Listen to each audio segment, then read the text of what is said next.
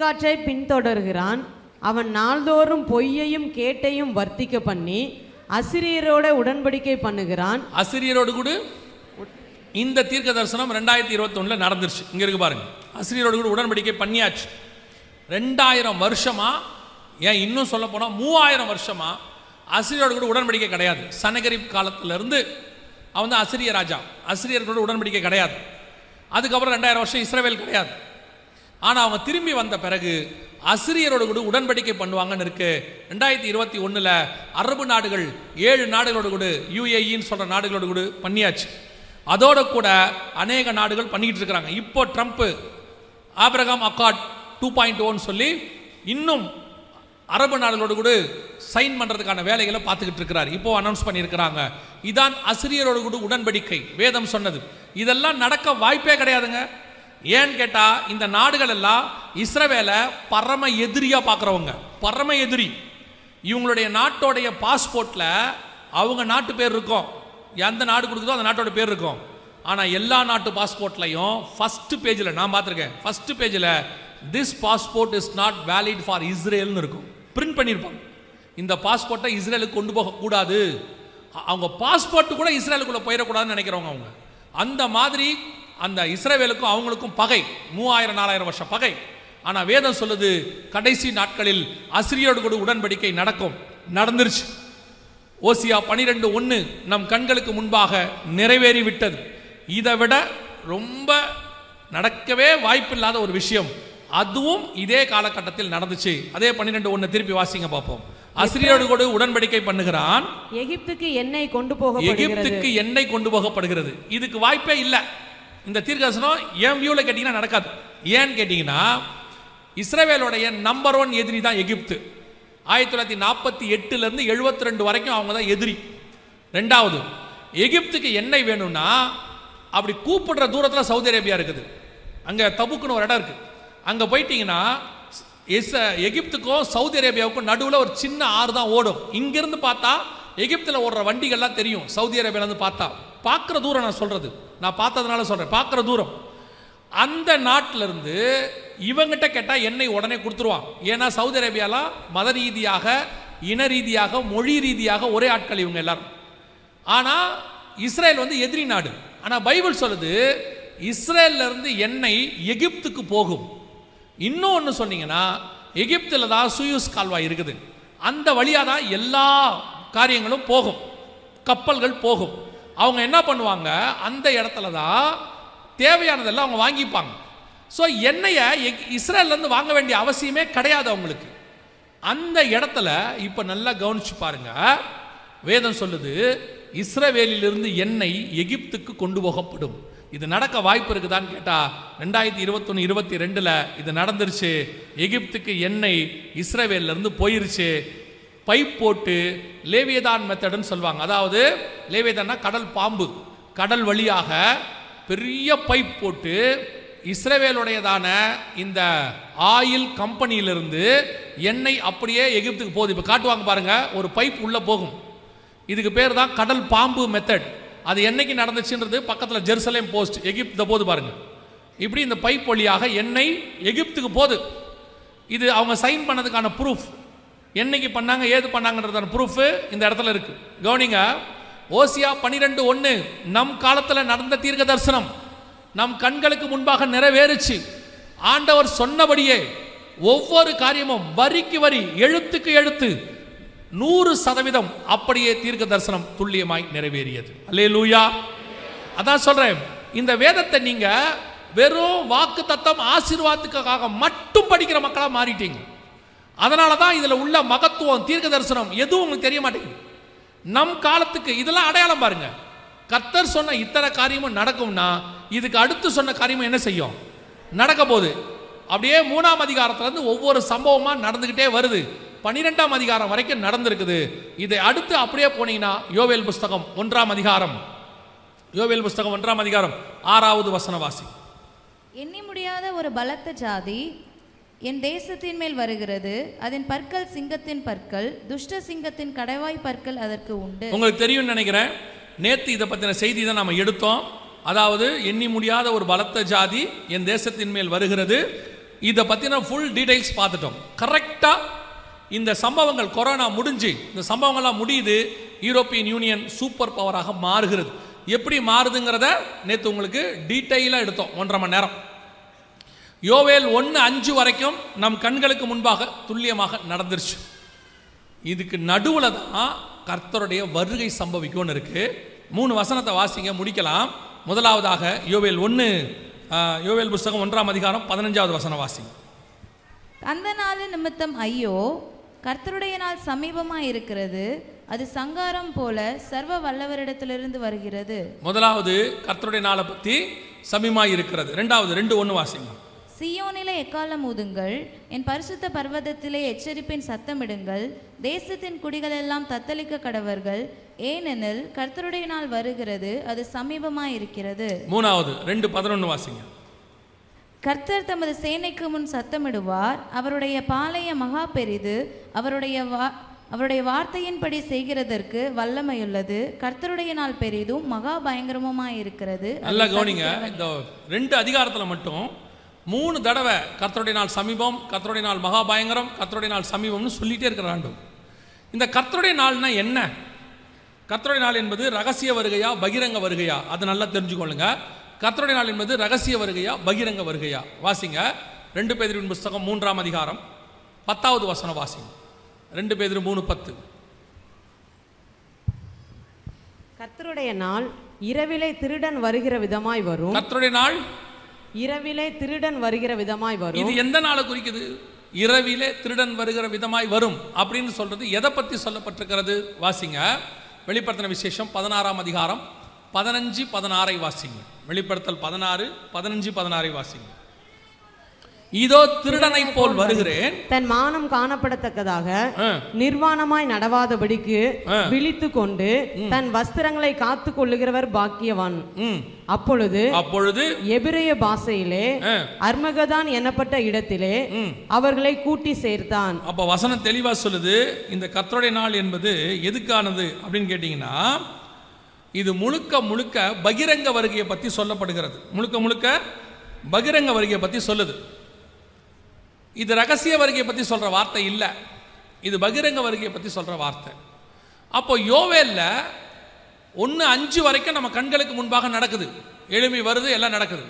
அந்த காலகட்டத்தில் கர்த்தருடைய வருகை நாள் சமீபம் சமீபம் சமீபம்னு சொல்றாங்க. அது வெளிப்படுத்தல் 16 படி பகிரங்க வருகையை பற்றி சொல்லுது. அப்போ இதுக்கு நடுவில் சபை எடுத்துக்கொள்ளப்படணும். அது நம்ம ரகசிய வருகைன்னு சொல்றோம், அந்த வார்த்தை கிடையாது, சபை எடுத்துக்கொள்ளப்படுதல், அது நடக்கணும். இதை பற்றி பைபிளில் இருக்குதா, யோவேல்ல இருக்குதா, இல்லை வேற எங்கேயாவது இருக்குதா, இதுக்கு நடுவில் இருக்குதான்னா ஆச்சரியப்படுற விதமா கடைசி நாட்களை பற்றின சபை காலத்தை பற்றின ஆரம்பமும் முடிவும் யோவேலுக்கு வெளிப்படுத்தப்பட்டிருக்கிறது. உங்க எல்லாருக்கும் தெரியும், அப்போஸ்தலர் நடவடிக்கைகள் 2ஆம் அதிகாரத்தில் கடைசி நாட்களில் மாம்சமான யாவர் மேலும் என் ஆவியை ஊற்றுவேன் ஆண்டவர் சொல்றார்ல 2ஆம் அதிகாரத்தில். யோவேல் 2ஆம் அதிகாரம் 28 வாசிங்க. மாம்சமான யாவர் மேலும் என் ஆவியை ஊற்றுவேன், அப்பொழுது உங்கள் குமாரரும் உங்கள் குமாரத்திகளும் தீர்க்கதரிசனம் சொல்லுவார்கள். இந்த வசனம் அப்போஸ்தலர் நடவடிக்கைகள் 2ஆம் அதிகாரத்தில் நிறைவேறினதாக பேதுரு சொல்றார். ஸோ இதுதான் கடைசி நாட்களுடைய ஆரம்பத்தை பற்றி சொல்லப்பட்டிருக்கிறது. அதே வேளையில் கர்த்தருடைய நாள் இரவிலே திருடன் வருகிற விதமாய் வரும், பகிரங்க வருகை, இதை பற்றியும் யோவேலுக்கு வெளிப்படுத்தப்படுது. ஆனால் சபை ஆரம்பிச்ச பரிசுத்தாவி ஊற்றப்பட்டதை பற்றி அப்போஸ்தலர் 2ஆம் அதிகாரத்தில் சொன்னாரு. சபை முடிவடைகிறத பற்றி இருக்குதா, எடுத்துக்கொள்ளப்படுதலை பற்றி அங்கே இருக்கா அப்படின்னு கேட்டிங்கன்னா வாசிங்க, முடிக்கலாம். 2ஆம் அதிகாரம் யோவேல் எழுதின தீர்க்கதரிசன புஸ்தகம் 2ஆம் அதிகாரம் 16வது வசனத்தை வாசிங்க. ஜனத்தை கூட்டுங்கள். ஜனத்தை நல்லா கவனிங்க, அந்த வசனத்தை அண்டர்லைன் பண்ணிங்க. பழைய ஏற்பாட்டில் இருக்கு, யோவேல் புஸ்தகத்தில் இருக்கு. ஜனத்தை கூட்டுங்கள், சபையை பரிசுத்தப்படுத்துங்கள், முதியோரை சேருங்கள், பிள்ளைகளையும் பாலுண்ணுகிற குழந்தைகளையும் கூட்டுங்கள். மணவாளன் தன் அறையையும், நல்லா கவனிங்க, மணவாளன் தன் அறையையும் மணவாட்டி தன் மறைவையும் விட்டு புறப்படுவார்களாக. மணவாளன் தன் அறையையும் மணவாட்டி தன் மறைவையும் விட்டு புறப்படுவார்களாக. அப்படின்னா என்ன அர்த்தம்? மணவாளன் மணவாட்டி என்பது முழுக்க முழுக்க புதிய ஏற்பாட்டு சபையினுடையதான உறவு. பழைய ஏற்பாட்டில் இஸ்ரவேலை மணவாட்டின்னு ஆண்டவர் சொல்லலை, புதிய ஏற்பாட்டில் சபையை கர்த்தர் மணவாட்டின்னு சொல்கிறார். 2 கொரிந்தியர் 11ஆம் அதிகாரம் 2 கொரிந்தியர் 11ஆம் அதிகாரம் 2வது வசனம் வாசிங்க. 2 கொரிந்தியர் 11:2. நான் உங்களை கற்புள்ள கன்னிகையாக கிறிஸ்து என்னும் ஒரே புருஷனுக்கு கற்புள்ள கன்னிகையாக ஒரே புருஷனுக்கு ஒப்பு கொடுக்க நியமித்தபடியால் இந்த இடத்துல சபையை மணவாட்டி என்று அவர் சொல்லுகிறார். வெளிப்படுத்தின விசேஷம் 21ஆம் அதிகாரம் 2வது வசனம் வாசிங்க. யோவானாகிய நான் புதிய எருசலேமாகிய பரிசுத்த நகரத்தை தேவனிடத்திலிருந்து பரலோகத்தை விட்டு இறங்கி வர கண்டேன். அது தன் புருஷனுக்காக அலங்கரிக்கப்பட்ட மணவாட்டியை போல ஆயத்தமாக்கப்பட்டிருந்தது. மணவாட்டியை போல ஆயத்தமாக்கப்பட்டிருந்தது. வெளிப்படுத்தின விசேஷம் 21ஆம் அதிகாரம் 9வது வசனம் வாசிங்க. பின்பு கடைசியான 7 வாதைகளால் நிறைந்த 7 கலசங்களையுடைய அந்த 7 தூதரில் ஒருவன் என்னிடத்தில் வந்து, நீ இங்கே வா, ஆட்டுக்குட்டியானவருடைய மனைவியாகிய மணவாட்டியை உனக்கு காண்பிக்கிறேன் என்று சொல்லி. வசனம் தெளிவா இருக்கு. மணவாட்டி மணவாளன் அப்படின்றது ஒரு தடவைக்கு பல தடவை புதிய ஏற்பாட்டு சபையை பற்றி மட்டும் சொல்லப்பட்டிருக்கு. அதே காரியம்தான் உன்னத பாட்டிலையும் தீர்க்க தரிசனமாக இருக்கிறது. ஸோ யோவேல் தீர்க்க தரிசன புஸ்தகம் 2ஆம் அதிகாரம் 16வது வசனத்தை திருப்பி வாசிங்க. இப்ப ஜனத்தை கூட்டுங்கள், சபையை பரிசுத்தப்படுத்துங்கள். நல்ல கவனிங்க, ஜனத்தை கூட்டுங்கள், சபையை பரிசுத்தப்படுத்துங்கள். அதான் முக்கியம். சபையை பரிசுத்தப்படுத்துங்கள், முதியோரை சேருங்கள், பிள்ளைகளையும் பாலுண்கிற குழந்தைகளையும் கூட்டுங்கள். மணவாளன் தன் அறையையும். அப்படின்னா என்ன அர்த்தம்? பிதாவின் வலது பார்சத்தில் அவர் உட்கார்ந்து இருக்கிறார். ஒரு டிரான்ஸ்லேஷன்ல ஃபாதர்ஸ் சேம்பர்னு இருக்கும். அங்கிருந்து மணவாளன் தன் அறையையும், அடுத்து மணவாட்டி தன் மறைவையும். மணவாட்டி தன் மறைவு அப்படின்னா என்ன அர்த்தம்? கண்மலையின் வெடிப்புகளிலும் சிகரங்களின் மறைவிடங்களிலும் தங்கியிருக்கிற என் புறாவே உன் முகரூபத்தை காண்பி. அப்பனா மணவாளனுடைய அறை என்பது பிதாவின் வலது பாரிசம், மணவாட்டியின் மறைவு என்பது கண்மலையின் வெடிப்புக்குள்ளே தங்கியிருக்கிற சபை. வசனம் சொல்லுது, சபையை பரிசுத்தப்படுத்துங்கள், மணவாளனும் மணவாட்டியும் புறப்பட்டு போகிறார்கள். பழைய ஏற்பாட்டில் சபை எடுத்துக்கொள்ளப்படுதலை பற்றி நேரடியாக வசனம் இருக்கு, நேரடியாக இருக்கு. இதுக்கு அப்புறம்தான் கர்த்தருடைய நாளே வருது. வாசிங்க யோவேல் தீர்க்கதரிசன புஸ்தகம் 2ஆம் அதிகாரம் 31வது வசனம். கர்த்தருடைய பெரிதும் பயங்கரமுமான நாள் வரும் முன்னே சூரியன் இருளாகவும் சந்திரன் இரத்தமாகவும் மாறும். 3ஆம் அதிகாரம் 14வது வசனம்.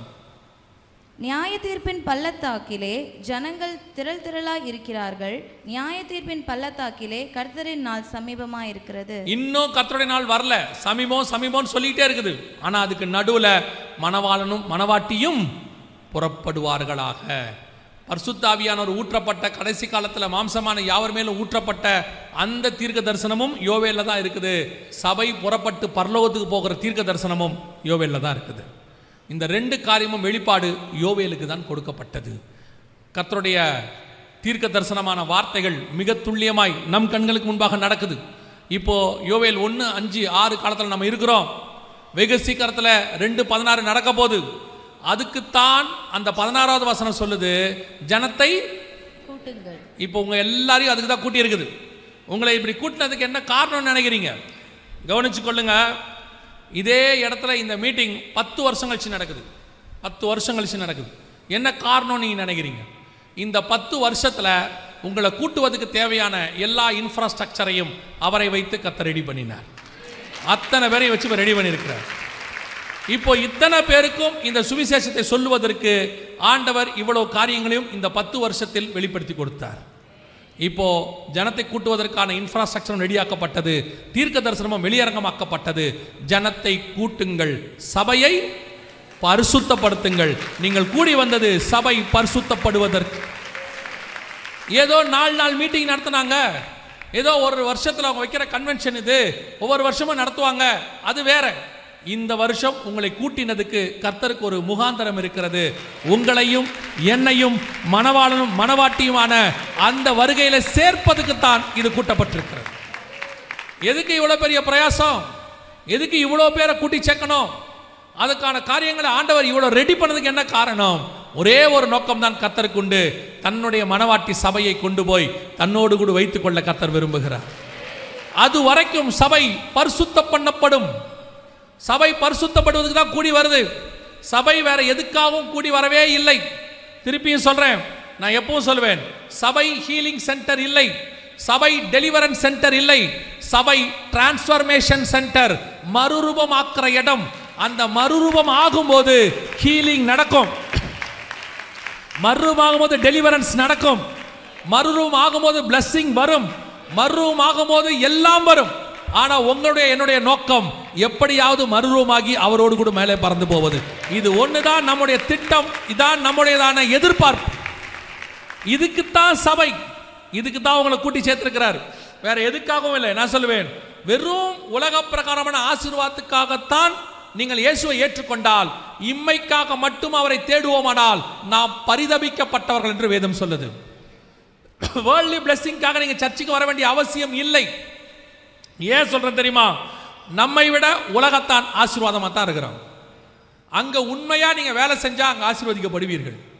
ஆனால் பரலோகத்துக்கு போகிற வழி, பரிசுத்தம்னா என்ன, நித்திய ஜீவன்னா என்ன, இயேசுவோடு கூட போவதுனா என்ன என்பதை, நித்திய ஆசீர்வாதம்னா என்னங்கிறத உலகத்தால சொல்லவே முடியாது, சபையால மட்டும்தான் சொல்ல முடியும். அதுக்காகத்தான் நீங்க இங்க வரீங்க.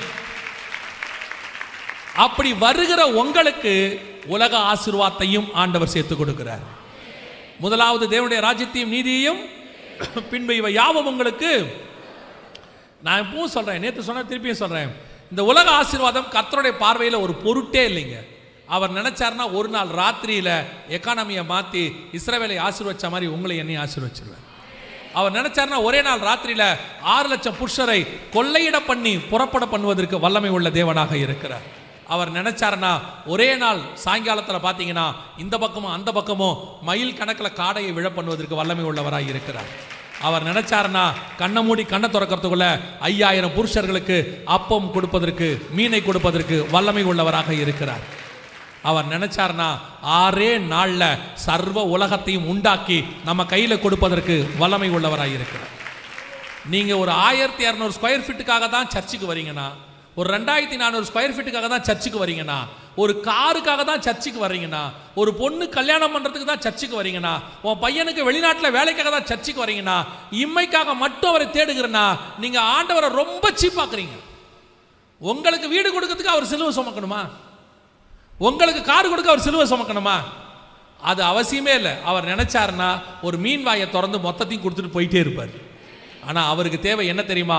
இது எல்லாவற்றையும் விட விலையேற பெற்ற நம்முடைய ஆத்துமாவை பரலோகத்தில் கொண்டு போய் வைக்க வேண்டும் என்று கர்த்தர் விரும்புகிறார். அதை வேற எதை கொடுத்தும் சாத்தான்கிட்ட இருந்து மீட்க முடியாது. அவருடைய ஜீவனை கொடுத்து, ரத்தத்தை கொடுத்து கர்த்தர் மீட்டு இருக்கிறார். உங்களுடைய என்னுடைய கான்சென்ட்ரேஷன் அதில் மட்டும்தான் இருக்கணும். நான் திருப்பியும் சொல்றேன், 33 வருஷம் நான் இயேசுவை பிடிச்சிருக்கிறேன். இந்த 33 வருஷத்துல இயேசு என்னை அப்பத்துக்கு இறைஞ்ச விட்டதே கிடையாது. இயேசு என்னை தரித்திரத்தில் விட்டதே கிடையாது. என் தேவைகள் எல்லாவற்றையும் அவர் சந்தித்திருக்கிறார். என் அளவில் என்னை ராஜா போல தான் கர்த்தர் வச்சிருக்கிறார். ஏன் அளவில் சொல்றேன், நான் எந்த நாட்டுக்கு ராஜா கிடையாது, ஆனால் ஏன் அளவில் ராஜாக்களும் ஆசாரியருமாய் கர்த்தர் வச்சிருக்கிறார். அதனால இந்த இம்மைக்கு தேடுறதை நிறுத்திடுங்க. அதை ஒரு பொருட்டாவே நினைக்காதீங்க, அது தானா வரும். நீங்கள் போய் ஹோட்டலில் போய் ஆர்டர் பண்ணும்போது உங்களுக்கு தேவை இட்லியா தோசையான்னு சொல்லுங்க, கூட சட்னி சாம்பார் அவனே கொடுப்பான். ஆமாம் தானே? நீங்கள் சொன்ன உடனே 2 இட்லி, சட்னி, சாம்பார், கார சட்னி, புதினா சட்னி, சார் அதெல்லாம் தாருது. உங்களுக்கு என்ன வேணும்? 2 இட்லி, இதெல்லாம் கூட வரும். இல்லைப்பா அந்த டிஷ்யூ பேப்பர் அதெல்லாம் வரும் சார், எல்லாம் பேக்கேஜில் வரும். நீ மெயின் டிஷ்ஷை மட்டும் ஆர்டர் பண்ணு, சைட் டிஷ்ஷு நானே கொடுக்குறேங்கிறாரு.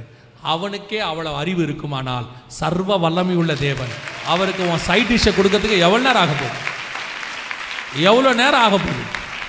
தயவு செய்து உங்களுடைய ஃபோக்கஸ் முழுக்க பரலோகத்தை நோக்கி இருக்கட்டும். ஏன்னா இயேசுவே சொல்றாரு, இவைகள் சம்பவிக்க தொடங்கும் போது உங்கள் மீட்பு சமீபமாக இருப்பதால் நிமிர்ந்து பார்த்து தலைகளை உயர்த்துங்கள். லூக்கா 21:28 இருக்கு, வானத்தில் திடீரென்று ஒரு சத்தம் கேட்கும், மேகங்களுக்கு நடுவே உங்களையும் என்னையும் அழைத்து போக நம்முடைய ராஜா வரப்போகிறார். அல்லேலூயா. இனி காலம் கண்டிப்பாக செல்லாது, ஆண்டவர் நம்மை மீட்கும்படி வரப்போகிறார். நீங்களும் நானும் அடைய வேண்டிய மிக முக்கியமான விஷயம், சபை பரிசுத்தம் பண்ணுங்கள். சபையை என்ன செய்யணும்? சுத்திகரிக்கணும், பரிசுத்தமாகணும். சபையை வேற எதுக்கான ரெடி பண்ணாதீங்க. மணவாளனுக்கு பாருங்க, எஸ்தரை கொண்டு போய் வச்சாங்க. வச்சுட்டு எஸ்தருக்கு அவங்க ஒண்ணுமே செய்யல, சுத்திகரிப்பு தான் செஞ்சாங்களாமா. வெள்ளை போலத்தினாலும் கந்தர்வத்தினாலும் பெண்களுக்குரியதான ஸ்திரீகளுக்குரிய சுத்திகரிப்பினாலும் 12 மாசம் சுத்திகரிச்சானா. அவன் 12 மாசம்னா என்ன அர்த்தம்? சுத்திகரிச்சுக்கிட்டே இருந்திருக்கிறான் டெய்லி. எதுக்கு தெரியுமா? ஒரு நாள் ராஜா கூப்பிடுவார். அவர் கூப்பிடுகிற வரைக்கும் இந்த சுத்திகரிப்பு நடந்துக்கிட்டே இருக்கும். ராஜா கூப்பிட்டு பக்கத்தில் உட்கார வச்சு தலையில் ராஜஸ்திரின்னு கிரீடம் வச்சிட்டார்னா அந்த ஒரு நாளுக்காகத்தான் இந்த 12 மாச சுத்திகரிப்பு நடந்துக்கிட்டே இருக்கு. அதே தேவன்தான் உங்களையும் என்னையும் செலக்ட் பண்ணி இருக்கிறார்.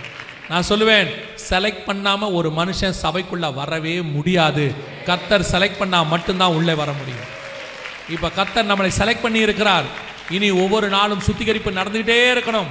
ஒரு நாள் வரும், எக்காலம் தொனிக்கும், ஒரு சத்தம் கேட்கும், இங்கே ஏறிவா என்று கர்த்தர் சொல்லுவார். நாம் புறப்பட்டு அவரை சந்திக்கும்படி போகிறோம். அல்லேலூயா. நாம் ஜெபிக்க போகிறோம். ஏந்திரிக்கலாமா தேவ சமூகத்தில்? நாம் எல்லோரும் ஏந்திரிப்போம்.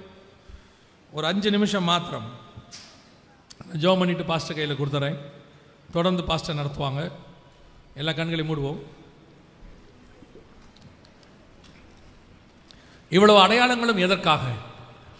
ஓசியா 3ஆம் அதிகாரத்திலிருந்து ஏறக்குறைய 77 வருஷமாக இது நடைபெற்று கொண்டிருக்கிறது. நீங்க பார்த்தது இந்த 77 வருஷத்தினுடைய தீர்க்க தரிசனம்.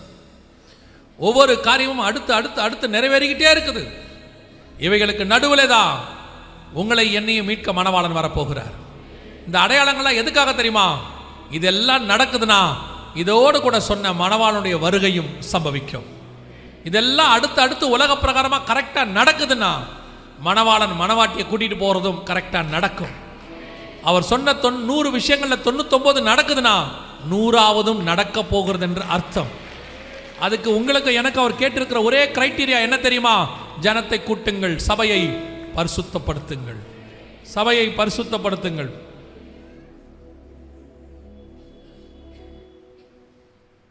பின்னாடி போயிருங்க, கையை எடுத்துருங்க, அதுல இருந்து கையை எடுத்துருங்க. கண்ணில் மூடுவோம். எல்லாருமே ஜெபம் பண்ணுங்க. மியூசிக் வாசிக்கிறவங்கல இருந்து எல்லாரும் உங்க ஆத்மாக்காக ஜெபம் பண்ணுங்க. இது உங்களுக்கான நேரம். இதுதான் இந்த 5 நிமிஷம் தான் உங்களுக்கான நேரம். இந்த கடைசி நேரத்தில் கூட நீங்க ஜெபம் பண்ணலன்னா அப்புறம் எப்படி? எந்த நிமிஷம் கர்த்தருடைய வருகை சம்பவிக்கும் தெரியாது. அவர் வரும்போது அவரை சந்திக்கிற இடத்துல நம்ம இருக்கணும். அந்த ஒரு நிமிஷத்தை தவற விட்டுட்டோம்னா அதுக்கப்புறம் என்ன நடந்தாலும் அந்த நிமிஷம் திருப்பி கிடைக்காது. ஆண்டவர் நல்ல ஒரு வாய்ப்பை கொடுத்துருக்கிறார். நீ ஒவ்வொரு நாளும் ஆண்டவரே காலை மாலையும் சுத்திகரிப்பு நடந்துகிட்டே இருக்கணும், சுத்திகரிப்பு நடந்துகிட்டே இருக்கணும். எப்போ ராஜா கூப்பிடுவாருன்னு தெரியாது. ராஜகுமாரத்தி சொல்றாங்க, எஸ்தர் சொல்றாங்க, ராஜா இன்னும் என்னை அழைக்கவில்லை, ராஜா அழைக்கும் போது நான் பிரவேசிப்பேன். ராஜா அவளை அதிகமாய் நேசித்து அவள் தலையில கிரீடத்தை வைத்து ராஜஸ்திரியாய் மாத்தினான் என்று வாசிக்கிறோம். இதே காரியத்தை இயேசு உங்களை என்னையும் பார்த்து சொல்றாரு, ஜெயம் கொள்ளுகிறவன் எவனோ அவனை என்னோடு கூட சிங்காசனத்தில் உட்கார வைத்து ஜீவ கிரீடத்தை அவனுக்கு தருவேன். அந்த வாய்ப்பு கர்த்தர் நமக்கு வச்சிருக்கிறார். ஒருமனப்படுவோமா? ஆண்டவரே நீர் விரும்புகிற நான் பரிசுத்தராய் இருப்பது போல நீங்களும் பரிசுத்தராய் இருங்கள்னு சொன்னீங்களே ஆண்டவரே, நீர் விரும்புகிற பரிசுத்தம் எங்க சபைக்குள்ள வரட்டும், நீர் விரும்புகிற பரிசுத்தம் எனக்குள்ள வரட்டும், நீர் விரும்புகிறபடி மணவாளத்துக்கு ஏற்ற மணவாட்டியாய் நாங்கள் மாறட்டும். உலகம் எங்களுக்கு பாத்திரமா இருக்கவில்லை. எபிரேயர் 11 சொல்லுது, உலகம் அவர்களுக்கு பாத்திரமா இருக்கவில்லை, அவர்களோ வரப்போகிற ஆசீர்வாதத்தை நோக்கி காத்திருந்தார் என்று சொல்லி பார்க்கிறோம். நீங்களும் நானும் வரப்போகிற ஆசீர்வாதம், வானத்தில் தோன்ற போகிற ஆசீர்வாதம், இமை பொழுதுல கிடைக்க போகிற ஆசீர்வாதம், நித்திய ஆசீர்வாதம், நிலையான ஆசீர்வாதம், கைவேளை இல்லாத ஒரு ஆசீர்வாதம், கர்த்தர் நியமித்த மேலான ஆசீர்வாதம், மரித்தோர் உயிர்த்தெழுகிற ஆசீர்வாதம், உயிர்த்தோர் புறப்பட்டு போகிற ஆசீர்வாதம். ஓ ஹalleluya, ஹalleluya, ஹalleluya. கர்த்தருடைய நித்திய ஆசீர்வாதம் வருகிறது. உன் கண்கள் காணுகிற எல்லாம் அழிந்து போகும், காணாதவைகளோ நித்தியம், காணாதவைகளோ நித்தியம். Praise you Jesus, praise you Jesus. நீ காணாத, உன் சிந்தனையில் தோன்றாத, நீ கேட்காத ஒரு நித்திய ஆசீர்வாதத்தை கர்த்தர் நியமித்து வைத்திருக்கிறார். அது அப்பத்தான் வெளிப்படும். ஆண்டவர் உன்னை என்னை பார்த்து சொல்வார், எஜமானுடைய சந்தோஷத்துக்குள் பிரவேசி. ஆட்டுக்குட்டியானவர் தாமே ஜீவ தண்ணீர் அண்டைக்கு நடத்த போகிறார். நம் கண்ணீர் யாவையும் துடைப்பார். இனி பசி அடைவதில்லை, இனி தாகம் அடைவதில்லை, இனி கண்ணீர் இல்லை. இரவோ பகலோ சேதப்படுத்தாது. பிதாவுக்கு முன்பாக, ஆட்டுக்குட்டியானவருக்கு முன்பாக இரவும் பகலும் அவரை சேவிக்க போகிறோம். ஒப்பு கொடுப்போமா? ஒப்பு கொடுப்போமா? இதுதான் உண்மையின் ஆசீர்வாதம், இதுதான் மெய்யான ஆசீர்வாதம். இந்த ஆசீர்வாதத்துக்காக தான் நீங்கள் அழைக்கப்பட்டீர்கள், இந்த ஆசீர்வாதத்துக்கு தான் வேறு பிரிக்கப்பட்டீர்கள், இந்த ஆசீர்வாதத்துக்காக தான் நீங்கள் அபிஷேகம் பண்ணப்பட்டீர்கள், இந்த ஆசீர்வாதத்துக்காக தான் கர்த்தர் அழைத்து கொண்டு போகும்படி வரப்போகிறார். ஹல்லேலூயா, ஹல்லேலூயா, ஹல்லேலூயா. Thank you Jesus, thank you Jesus. சர்வ வல்லமையுள்ள எங்கள் தகப்பனே, உம்முடைய கிருபையுள்ள கரத்தில் எங்களை தாழ்த்துகிறோம். மூன்றாம் நாளிலே தேவனாகிய கர்த்தர் எங்களை ஆயத்தம் பண்ணுகிற தயவுக்காய் ஸ்தோத்திரம். எங்களுக்கு இப்பொழுது ஒரு நிச்சயம் இருக்கு ஆண்டவரே, இப்போ ஒரு நிச்சயம் இருக்கு ஆண்டவரே. உங்க சத்தம் கேட்டா நாங்க புறப்படுவோம். இப்போ எங்களுக்கு ஒரு நிச்சயம் இருக்கு, எங்கள் சபை புறப்படும், எங்கள் சபை புறப்படும். எங்களுக்கு ஒரு நிச்சயம் இருக்கு ஆண்டவரே, எங்களுக்கு ஒரு நிச்சயம் இருக்கு. ராஜா வரப்போகிறார், நாங்க புறப்பட போகிறோம். எத்தனை சந்தோஷம்! 2000 வருஷம் காத்திருந்த சந்தோஷம், எதிர்பார்த்திருந்த ஒரு சந்தோஷம். இந்த நிச்சயத்தை இன்னைக்கு நீர் எங்களுக்கு கட்டளையிட்டதுக்காக நன்றி. எங்கள் சபையை நீர் உத்தரவாதம் பண்ணுகிறதுக்காக ஸ்தோத்திரம்.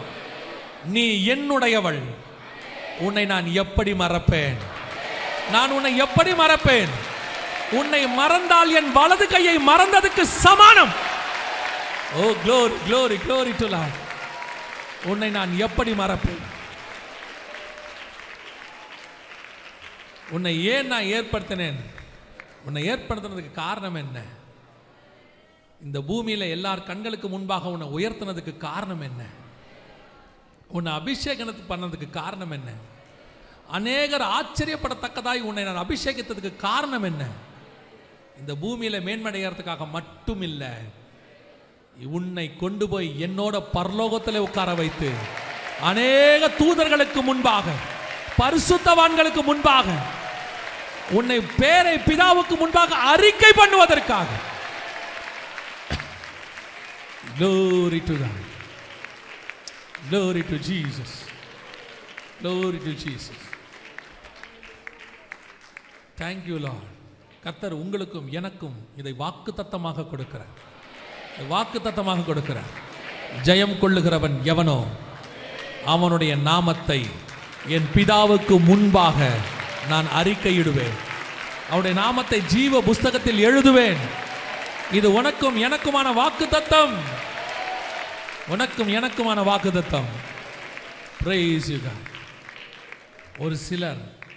ஒரு சிலர் இங்கே நீங்கள் நினைக்கிறீர்கள், இந்த நிலைமையிலிருந்து என்னால் போக முடியுமா? ஒரு பலகீனம் எனக்கிட்ட இருக்குதே, போக முடியுமா? ஆண்டவர் சொல்றாரு, உன் பலவீனத்தினால நான் செலக்ட் பண்ணல, என் பலத்தினால தான் உன்னை செலக்ட் பண்ணியிருக்கிறேன். இது மனுஷனால் கூடாதது, தேவனால் எல்லாம் கூடும். உன் நீதி கர்த்தருக்கு முன்பாக அழுக்கான கந்த, ஆனா கர்த்தருடைய கிருபை அதை காட்டிலும் மேலானது, அதை காட்டிலும் மேலானது. ஆண்டவர் உனக்கு பண்ணுகிற வாக்குத்தத்தம் அதான். உன் அளவை கொண்டு நான் கூட்டிட்டு போல, ஏன் அளவை வச்சு உன்னை கூட்டிட்டு போறேன். உன் பரிசுத்த அளவு இல்லை, ஏன் பரிசுத்த அளவு. ஆண்டவர் உனக்கு பண்ற வாக்குத்தத்தம், பயப்படாத, திகையாத, கலங்காத. கர்த்தர் உனக்கு பண்ணுகிற வாக்குத்தத்தம் அதுதான். கர்த்தர் உன்னுடைய தகுதியை வச்சு பார்க்கல, அவர் தகுதியை வச்சு உன்னை மீட்டுக்கிட்டு போறார். ஏன்னா உனக்காக தன்னை கொடுத்தவர் அவர் மட்டும்தான். அவருடைய தகுதியை வச்சு தான் உன்னை மீட்கிறார். நாம் ஜெபிக்க போகிறோம், இப்ப ஜெபிக்க போகிறோம், ஒரு உத்தரவாதத்தோடு ஜெபிக்க போகிறோம், நிச்சயத்தோடு கூட ஜெபிக்க போகிறோம். எங்க அப்பா வந்தாருன்னா நிச்சயம் அவர் கையை பிடிச்சிக்கிட்டு நான் பரலோகத்துக்குள்ள நுழைவேங்கிற நிச்சயத்தோடு கூட நாம் ஜெபிக்க போகிறோம். Thank you Lord, thank you Lord, thank you for this confirmation God, thank you for this confirmation. Praise you Jesus, praise you Jesus. நாம் ஜெபிக்க போகிறோம். கரங்களை ஆண்டவருக்கு நேராக தைரியமா உயர்த்துங்க, சரண்டர் பண்ணுங்க. அப்பா, இளையகுமாரன் வந்து தகப்பனேன்னு வந்த உடனே வாரி அணைச்சிக்கிட்டீங்கல்லப்பா, அந்த தகுதியில அந்த நிச்சயத்துல அந்த அன்புல கேட்கிற தகப்பனே, நாங்களும் பரலோகத்துக்கு உம்மோடு கூட வருகிறோம் ஆண்டவரே. நீர் வரும்போது உங்களோடு கூட நாங்களும் வருகிறோம் ஆண்டவரே. சர்வ வல்லமையுள்ள எங்கள் தகப்பனே, இந்த நாளுக்காக உமக்கு நன்றி. இந்த 3ஆம் நாளுக்காக நன்றி. முன்குறித்த இந்த மகிமையின் நாளுக்காக உமக்கு நன்றி. 3ஆம் நாளிலே கானா ஊரிலே பெரிய காரியத்தை செய்த ஆண்டவர் இந்த 3ஆம் நாளிலே எங்கள் திருச்சபையிலும் பெரிய காரியத்தை செய்தபடினால் உமக்கு ஸ்தோத்திரம். Praise you God. வந்த ஜனங்கள் ஒவ்வொருத்தரோடு கூட இடைப்பட்டதுக்காய் நன்றி. அபிஷேகித்ததுக்காக ஸ்தோத்திரம். இந்த அபிஷேகம் வருகை வரைக்கும் தங்கி இருக்கட்டும். அதை இழந்து போகாதபடி, பிசாசு பொறுக்கி போட்டு விடாதபடி, நாங்கள் அசட்டையாய் அதை இழந்து விடாதபடி, முடிவு பரியந்தம் இந்த அபிஷேக தைலம் என்னும் கிரீடம் எங்களுக்குள் தங்கி இருக்க கிருபை பாராட்டும். மகிமையுள்ள கரத்தில் தாழ்த்துகிறோம். வந்த ஜனங்கள் அத்தனை பேரும் சுகபத்திரமா வீடு போய் சேர கிருபை தாரும். வருகை தாமதிக்குமானால் நாளை தினத்தில் சந்திக்க எங்களுக்கு கிருபை தாரும். எங்கள் ஆண்டவர் இயேசு கிறிஸ்துவின் நாமத்தில் ஒப்பு கொடுத்து ஜெபிக்கிறோம் ஜீவனுள்ள நல்ல பிதாவே.